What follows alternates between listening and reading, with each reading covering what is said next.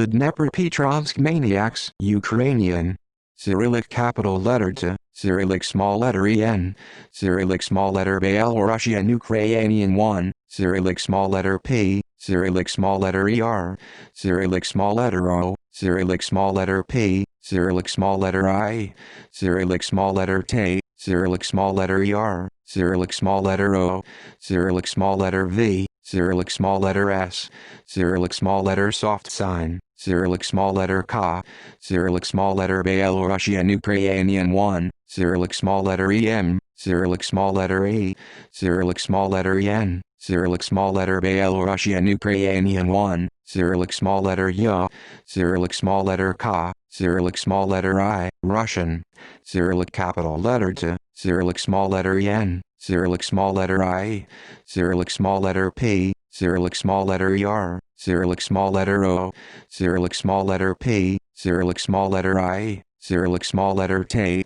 Cyrillic small letter ER, Cyrillic small letter O, Cyrillic small letter V, Cyrillic small letter S, Cyrillic small letter K, Cyrillic small letter I, Cyrillic small letter I, Cyrillic small letter M, Cyrillic small letter E, Cyrillic small letter N, Cyrillic small letter soft sign, Cyrillic small letter Y, Cyrillic small letter K, Cyrillic small letter I are Ukrainian serial killers responsible for a string of murders in Dnepropetrovsk, current Dnipro. In June and July 2007.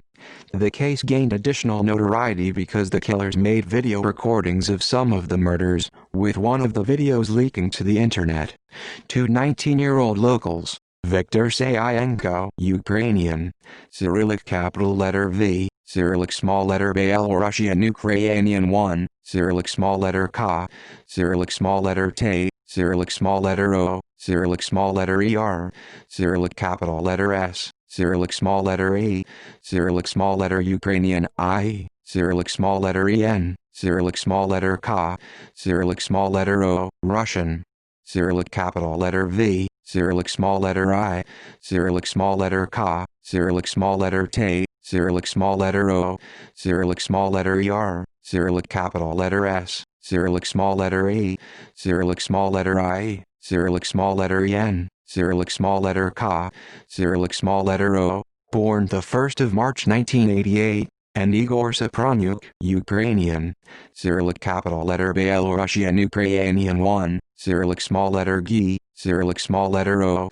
Cyrillic small letter ER, Cyrillic capital letter S, Cyrillic small letter U, Cyrillic small letter P, Cyrillic small letter ER, Cyrillic small letter U, Cyrillic small letter N, Cyrillic small letter U, Cyrillic small letter K, Russian, Cyrillic capital letter I, Cyrillic small letter G, Cyrillic small letter O, Cyrillic small letter ER, Cyrillic small letter soft sign, Cyrillic capital letter S, Cyrillic small letter U, Cyrillic small letter P, Cyrillic small letter ER, Cyrillic small letter U, Cyrillic small letter N, Cyrillic small letter U, Cyrillic small letter K, born the 20th of April 1988, were arrested and charged with 21 murders. A third conspirator, Alexander Hanja, Ukrainian, Cyrillic capital letter O, Cyrillic small letter L, Cyrillic small letter I, Cyrillic small letter K, Cyrillic small letter S, Cyrillic small letter E, Cyrillic small letter En, Cyrillic small letter T, Cyrillic small letter ER,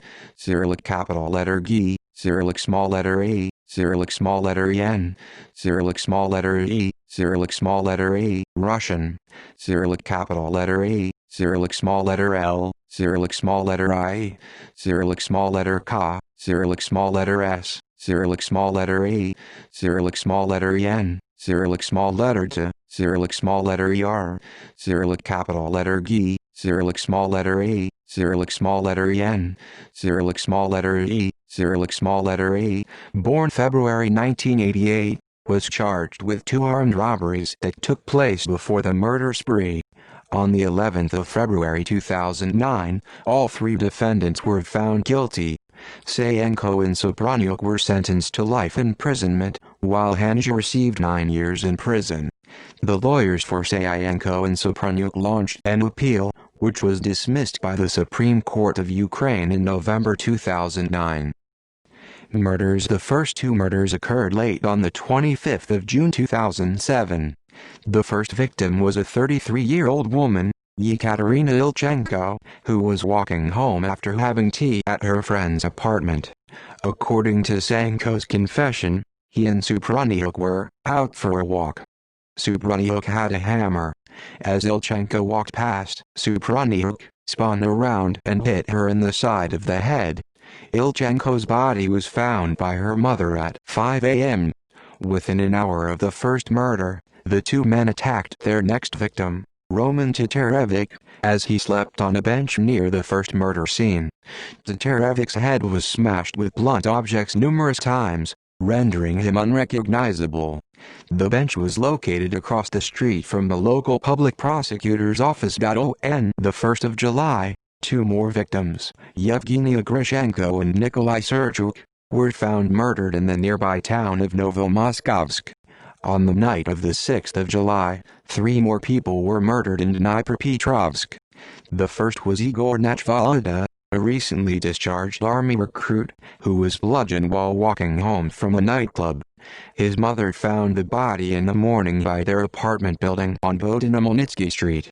Yelena Shram, a 28-year-old night guard, was then murdered around the corner on Kasiara Street. According to Sanko's taped confession, as Shram walked towards them, Supranyuk struck her with the hammer he had been hiding under his shirt and hit her several more times after she fell down. She had been carrying a bag filled with clothes.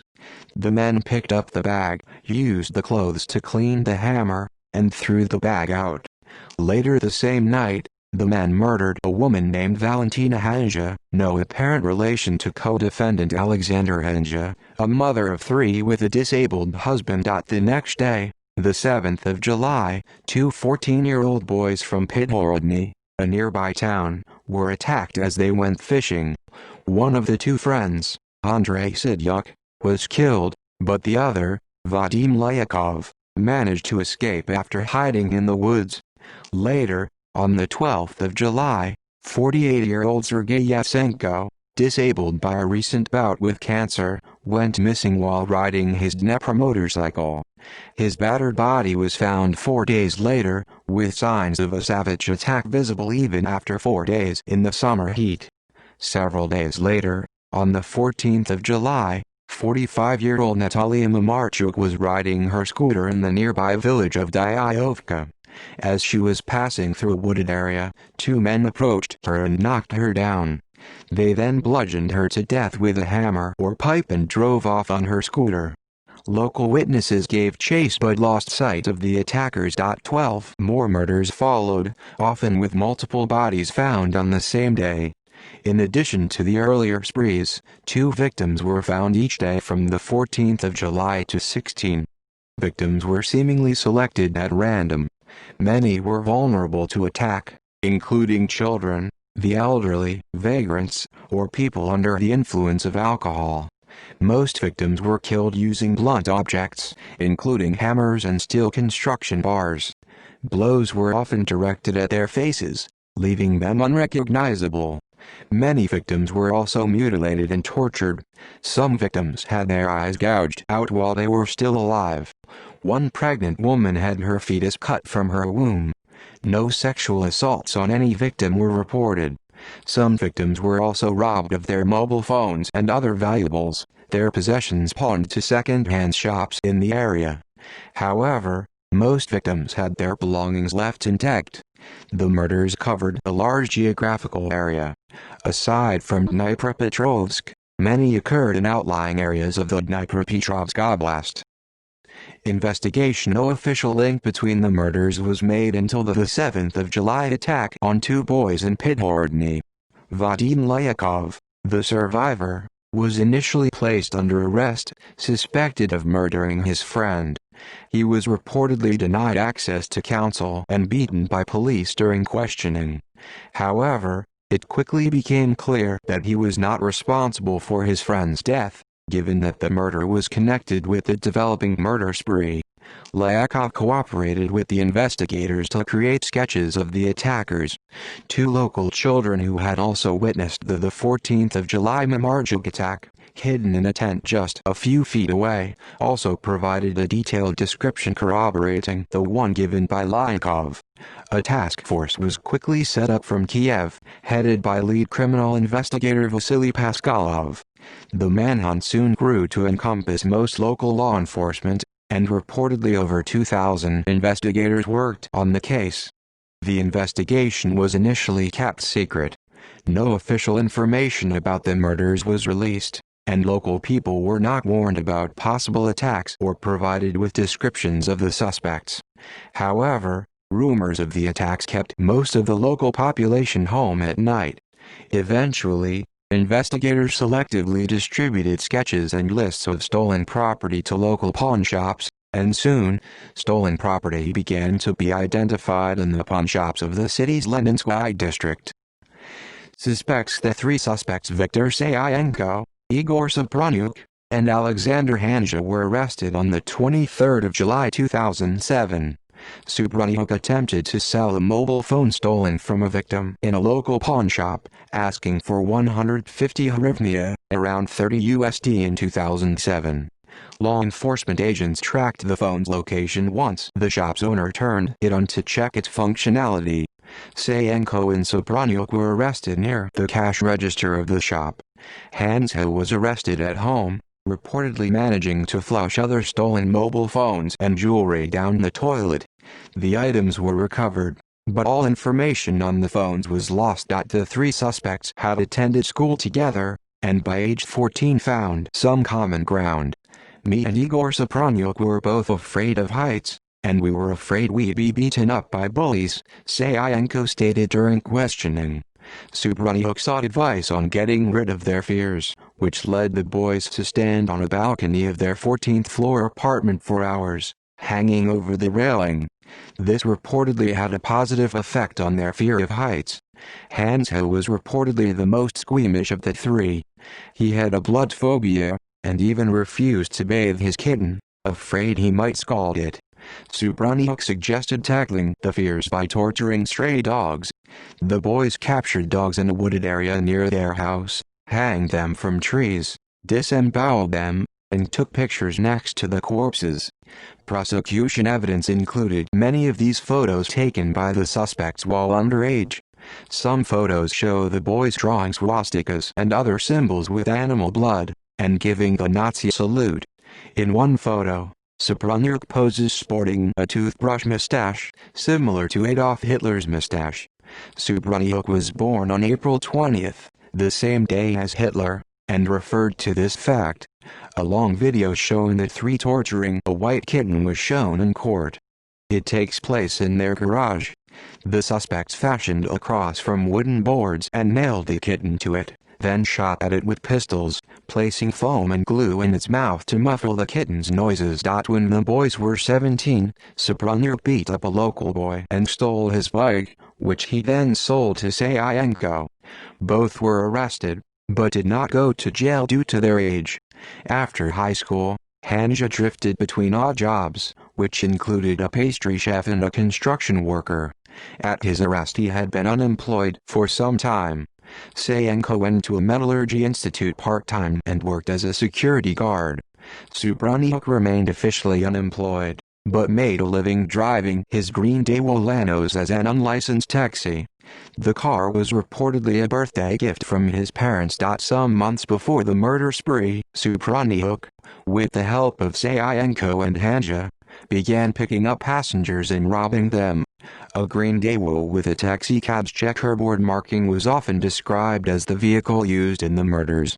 According to the suspects' confessions, some murder victims were picked up as passengers in the cab. Hanja reportedly participated in one where two men were robbed, and then declined to take part in any further attacks. Local media reported the suspects had wealthy influential parents with ties to local law enforcement.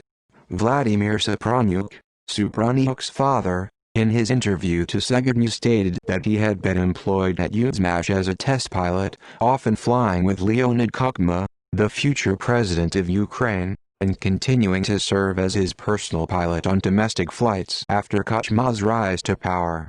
Local authorities, including Deputy Interior Minister Nikolai Kopyansky, initially referred to the supposed influence of the suspects' families, but later denied the assessment, claiming that all three suspects came from poor families.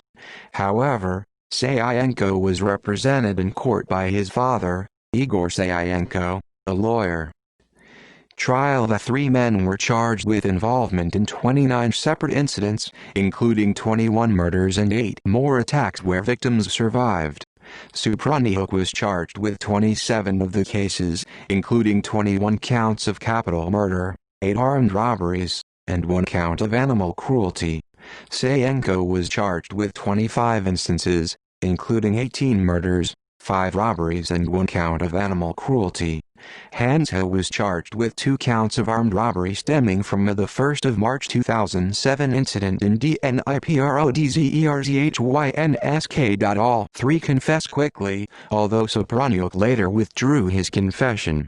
Their trial began in June 2008. Supranyuk pleaded not guilty, while the other 2 suspects pleaded guilty to all charges.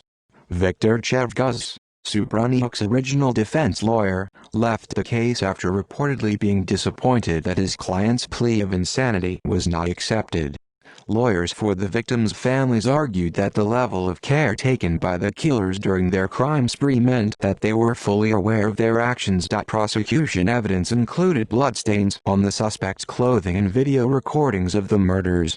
The defense denied that the people in the videos were the suspects, claiming serious problems with the investigation, including at least 10 more murders covered up by the prosecution, supposed cover-ups of additional arrests of people with powerful connections who were released without being charged, even naming some of the additional people supposedly involved with the murders. The case was heard by a panel of judges chaired by Judge Ivan Sanchenko. The prosecution asked for life imprisonment for Sayenko and Supranyuk, and 15 years of hard labor for Hanja. Ukraine has no capital punishment since February 2000 after the Constitutional Court ruled the death penalty unconstitutional in December 1999. Motivation. The prosecution did not establish a motive behind the killings. Local media reported the killers had a plan to get rich from the murder videos they recorded. One suspect's girlfriend reported that they planned to make 40 separate videos of murders. This was corroborated by a former classmate who claimed he often heard Supranyuk was in contact with an unknown, rich foreign website operator who ordered 40 snuff videos, and would pay lots of money once they were made. Regional Security Chief Ivan Stupak rejected the claim that the murders were committed to make internet snuff videos, saying that there was no evidence of this. Detective Bogdan Vlasenko stated, "We think they were doing it as a hobby, to have a collection of memories when they get old." Deputy Interior Minister Nikolai Kopyansky commented, "For these young men, murder was like entertainment or hunting." At the trial, it emerged that Supranyuk collected newspaper cuttings about the case. Some photographs of the crimes had captions added, including, "The weak must die. The strongest will conquer." Defense claims the legal team defending the suspects consisted of 3 lawyers, 1 for each suspect. All 3 lawyers were originally court-appointed, but after the initial hearing Sayenko requested to be represented by his father, because his appointed lawyer apparently graduated from law school only 2 months earlier. The request was granted, which significantly delayed the proceedings as Sayenko's father familiarized himself with the evidence. Igor Sayenko became the most prominent figure on the defense, giving numerous interviews and taking a lead role in court proceedings. Hansa's attorneys based their defense on the fact that he never participated in the murder spree, and was involved only with a single incident 4 months before the killings began, in which 2 men were robbed in the nearby town of Dnepropetrovsk. Hansa admitted his guilt, hoping for leniency in sentencing. The defense strategy for the other 2 suspects was to attack the prosecution on a wide front. Multiple investigators were called to the stand, including the leader of the arrest team and the lead investigator in the case. The defense claimed illegal searches, improperly kept records, and problems during questioning. Igor Sayenko raised questions about the videotape of the searches conducted in the suspect's apartments. According to Sayenko, the tape constantly stops and restarts, showing the evidence obtained only after being picked up by investigators, but never the actual moment of discovery. The legal team also denied that the people in the murder videos were the suspects. In an interview with Komsomolskaya Pravda, Igor Sayenko claimed that a fourth suspect named Danila Kozlov was initially charged with the murders. Tatiana Shram, a sister of victim Elena Shram, also stated in an interview that she saw Kozlov's name mentioned in court documents, and that Kozlov was reportedly aware of the murders, and was with the suspects just before her sister was murdered. Shram further stated that the investigators told her that Kozlov remains free because he did not murder anyone, and that when her attorney attempted to bring up the matter in court, the judge asked him to sit down. Igor Sayenko continued to speculate on the influence of the families of the real killers, claiming that he conducted an interview with an escaped victim who wanted his identity kept secret for fear for his life. This unnamed victim claimed that he identified the suspects in his attack, and that 2 other men were identified and arrested. The suspects were supposedly released an hour later due to pressure from their families, and 2 of the investigators were fired. Sayenko stated in court that 4 days before the 3 suspects were arrested, police caught 2 men and a woman committing one of the murders. The suspects attacked the police officers but were arrested and were booked under the names of Sayenko and Sopranyuk, but they were not the men currently on trial. But now these details are being covered up, Sayenko said in court.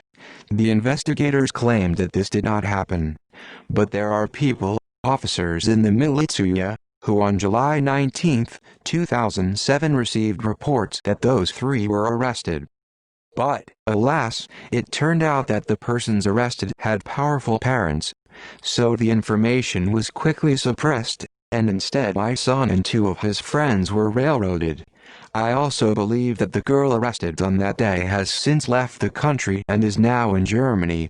The defense team also claimed the prosecution withheld from the court information that exonerated their clients. Igor Sayenko claimed the police interviewed witnesses and recovered evidence from 2 additional murders. The suspects had a strong alibi for the time of these murders, so all information on these crimes was removed from the case. Sayenko's defense claimed that he had a psychological dependence on Sopranyuk, whom they called the ringleader. They claimed that Sopranyuk repeatedly threatened Sayenko, and that Sayenko feared for his life. Sayenko testified in court that he was in constant fear of Sopranyuk since the 7th grade. The strategy of the defense team received some support from the victims' families, who were reportedly dissatisfied with the slow-moving legal process and an alleged cover-up by the investigators. Some victims' relatives told the media they planned to begin an independent organization to monitor the court proceedings. The authorities in Ukraine strongly denied that a 4th person was involved in the killings who could still be at large, and said that rumors of similar crimes taking place since the arrest of the 3 suspects are unfounded. Murder videos and photographs. The suspects' mobile phones and personal computers contained multiple video recordings of the murders.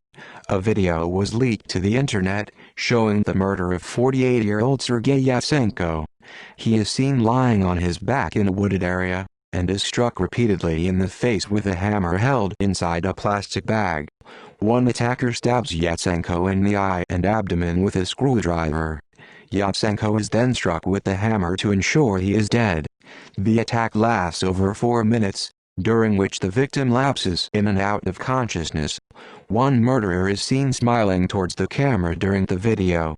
The murderers walk back to their car, showing that the crime took place close to the side of a road, next to their parked car. They discuss the murder calmly, expressing mild surprise that the victim was still breathing after a screwdriver was plunged into his exposed brain. The suspects then wash their hands and the hammer with a water bottle, and begin to laugh. Only 2 suspects appear to be present in the video, with one always behind the camera. The suspects were also found in possession of multiple photographs showing them attending funerals of the victims. They can be seen smiling and flipping off the coffins and gravestones. Evidence of animal abuse was also shown in court, with the suspects posing alongside mutilated animal corpses. The photographic and video evidence was shown in court on the 29th of October 2008, as part of a larger presentation of over 300 photographs and 2 videos.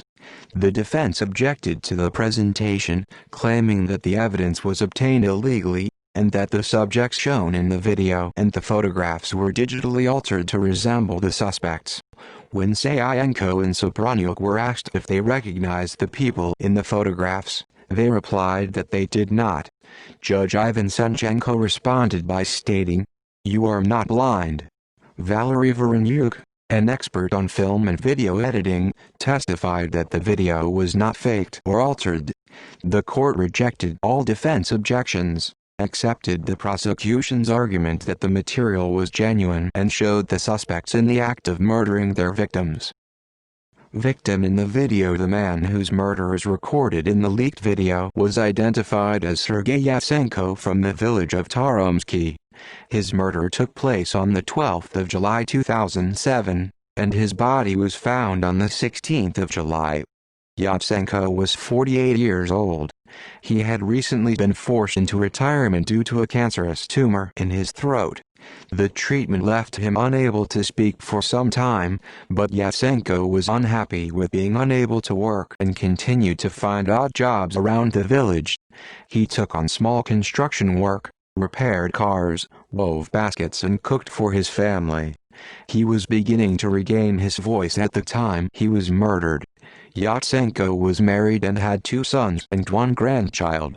He also looked after his disabled mother. At around 14:30 on the day of the murder, he called his wife to say he was going to fill his motorcycle and visit his grandchild. He never arrived at his grandson's house, and his mobile phone was turned off by 18:00. His wife Lyudmila called a friend and walked around the village, afraid that her husband might have fallen ill or had a motorcycle accident. They could not locate any sign of him.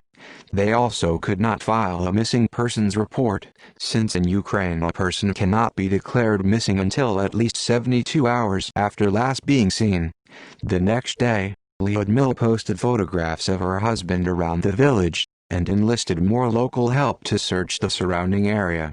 4 days later, a local who saw one of Lyudmila's posters remembered seeing an abandoned Dnepropetrovsk bike in a remote wooded area by a garbage dump. He took Yatsenko's relatives to the scene, where they discovered his mutilated and decomposing body. The fact that Yatsenko's murder was captured on video was unknown to the public until a court session on the 29th of October 2008. The unedited video of the murder was shown as part of a large presentation by the prosecution, causing shock in the gallery. The court agreed with the prosecution that the video was genuine, that it showed Sopranyuk attacking the victim, and that Sayenko was the man behind the camera. The video showing the murder of Sergei Yatsenko was leaked to a shock site based in the United States and dated the 4th of December 2008. Ekaterina Lovchenko, advisor to Ukraine's Minister of the Interior, was critical of the leak, but admitted that control of videos on the internet was virtually impossible. Caitlin Moran of The Times watched part of the video and recalled her reaction in her column in January 2009. Sentencing. On the 11th of February 2009, the court in Dnepropetrovsk found Sayenko and Sopranyuk guilty of premeditated murder and sentenced both to life imprisonment. Sopranyuk was found guilty of 21 murders, Sayenko of 18. They also received 15-year sentences after being found guilty on the robbery charges. Hans H., who is not involved in the killings, was found guilty of robbery and sentenced to 9 years in prison. Sayenko and Sopranyuk were also found guilty on the animal cruelty charges. Hans H. said of Sayenko and Sopranyuk, "If I had known the atrocities that they were capable of committing, I would have not gone near them at gunpoint. The judge stated in the verdict that the main motive for the crimes had been a desire for morbid self-affirmation.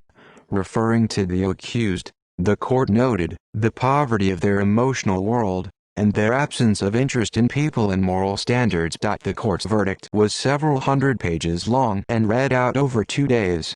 The lawyers for Sayenko and Sopranyuk announced their intention to appeal, saying that the authenticity of the photographic and video evidence was not established beyond reasonable doubt. The claim was dismissed by Edmund Sakian, a lawyer for one of the victims' families, who commented, "In theory a photo can be faked, but to fake a 40-minute video would require a studio and a whole year." Larissa Dovgal, a representative of the victims' families, claimed other perpetrators involved in the crimes could still be at large. The parents of Sayenko and Sopranyuk repeated their belief in the innocence of their sons. Vladimir Sopranyuk claimed that Igor had been tortured to extract his confession, with the police covering his head and forcing him to inhale cigarette smoke. Speaking at a televised press conference, he cited irregularities in the investigation, and said that the case against his son was false. Sayenko claimed that his son was a scapegoat, and that the crimes were committed by relatives of senior officials. The parents stated their intent to appeal to the Supreme Court of Ukraine and the European Court of Human Rights. The parents of Sayenko and Sopranyuk also argued that the sentence on Hanja was too lenient. An opinion poll conducted in Dnepropetrovsk found that 50.3% of people believed that the sentence was fair, and 48.6% believed that the sentence should have been more severe. In April 2011, a poll found that nearly 60% of Ukrainians wanted the death penalty available for serial killings where judicial error had been ruled out. Appealed on the 18th of August 2009, the Supreme Court of Ukraine referred the case back to the Dnepropetrovsk Regional Court of Appeal. The move was welcomed by Igor Sayenko, who stated that it was a step towards clearing his son's name. Speaking at a press conference, Igor Sayenko and Vladimir Sopranyuk repeated their belief that the case was based on fabricated evidence. A spokesperson for the prosecutor's office said that the decision to refer the case back to the appeal court was procedural, and that they were confident that the verdict would be upheld. The appeal was scheduled for the 5th of October 2009. In an interview with the newspaper Novi Most, the mothers of Sayenko and Sopranyuk said that their children were being treated well in prison. It was also reported that Igor Sayenko was considering setting up a website about the case. On the 24th of November 2009, the Supreme Court of Ukraine upheld the life sentences passed on Sayenko and Sopranyuk in February 2009. Hansa did not appeal against his 9-year sentence. Release of Hansa in April 2019, it was reported that Alexander Hansa had been released from prison after serving 9 years and is married with 2 children. Media. Chilean documentary. On the 2nd of August 2010, the Chilean television channel Mega broadcast a documentary about the case. It was titled Los Maniacos del Martillo, The Hammer Maniacs, and ran for 1 hour and 25 minutes as part of the investigative series Aquí en Vivo, Here, Live. Journalist Michelle Canali flew to Dnepropetrovsk and interviewed a range of people involved in the case. The parents of Sayenko and Sopranyuk maintained the innocence of their children, while detectives involved in the case gave their recollections, and repeated the lack of confirmation for the theory that the murder videos had been shot as snuff films for sale overseas. Lydia Mikronisheva, an elderly woman who survived a hammer attack and helped to identify the killers in court, was also interviewed. She recalled being struck on the head from behind and falling to the ground, but her life was saved when the dogs accompanying her barked loudly and scared off the attackers. Natalia Ilchenko, the mother of the first known victim Ekaterina Ilchenko, recalled finding her daughter unrecognizable after the hammer attack, and commented that the killers should not be compared to animals because they killed for fun. The documentary was notable for showing a wide range of previously unseen photographs and video material from the case. From an anonymous source, The makers obtained a longer and unedited version of the mobile phone video showing the murder of Sergei Yatsenko on the 12th of July 2007. Sayenko and Sopranyuk are seen standing at the woodland roadside next to their Dewolanos taxi, waiting for a suitable victim to arrive, and discussing what they are going to do. At one point, Sopranyuk is seen looking through binoculars for any approaching vehicles. He can also be seen posing with a hammer, which he conceals inside the yellow plastic bag. After 20 minutes, Sergei Yatsenko arrives on a bicycle, and is knocked to the ground before the attack in the woods next to the road begins. Yatsenko's children were asked to take part in the documentary, but declined. According to the commentary, at least 5 more murder videos are known to exist. The Yatsenko video was shown to the Chilean horror film director Jorge Olguin, who was so disturbed that he was unable to watch all of it. The documentary also showed brief excerpts from a 5-minute video of the murder of another victim of the maniacs, an unidentified man. At one point in the video, the killers comment that the man has a gold tooth. The man was killed with blows to the head and a knife, with some of his personal belongings taken as trophies. The documentary also showed a video recording of Sayenko's confession, in which he admits that robbery was a motive for some of the killings. A video of Hanja was also shown, with his face bruised after an alleged beating by the police. Michel Canali attempted to obtain an interview with the killers in prison, but was denied by the Ukrainian authorities. A range of motives for the killings was examined, and it was concluded that despite the court verdict, there are still unanswered questions about the case. Alleged copycat case in Irkutsk on the 5th of April 2011, 2 Russian youths, Artyom and Ufreev, Russian, Cyrillic capital letter A, Cyrillic small letter ER, Cyrillic small letter T, Cyrillic small letter IO, Cyrillic small letter EM, Cyrillic capital letter A, Cyrillic small letter EN, Cyrillic small letter U, Cyrillic small letter F, Cyrillic small letter ER, Cyrillic small letter I, Cyrillic small letter I, Cyrillic small letter V, born 1992, and Nikita Litkin, Russian, Cyrillic capital letter EN, Cyrillic small letter I, Cyrillic small letter K, Cyrillic small letter I, Cyrillic small letter T, Cyrillic small letter A, Cyrillic capital letter L, Cyrillic small letter U, Cyrillic small letter T, Cyrillic small letter K, Cyrillic small letter I, Cyrillic small letter N, born 1993, known as the Academy Maniacs, Russian, Cyrillic capital letter A, Cyrillic small letter K, Cyrillic small letter A, Cyrillic small letter T, Cyrillic small letter I, Cyrillic small letter EM, Cyrillic small letter O, Cyrillic small letter V, Cyrillic small letter S, Cyrillic small letter K, Cyrillic small letter I, Cyrillic small letter I, Cyrillic small letter EM, Cyrillic small letter A, Cyrillic small letter EN, Cyrillic small letter soft sign, Cyrillic small letter Y, Cyrillic small letter K, Cyrillic small letter I were arrested in connection with 6 murders and attacks on residents in Dnepropetrovsk in Irkutsk. The attacks, which involved a mallet and knife, began in December 2010. Both were arrested after a video recording showing a female body being mutilated with a knife was found on a camera belonging to Litkin's uncle, who had become suspicious. According to media reports, the youths were influenced by reading about the Dnepropetrovsk maniacs on the internet. A psychiatric examination found them sane, and they told doctors they chose weak people as their victims.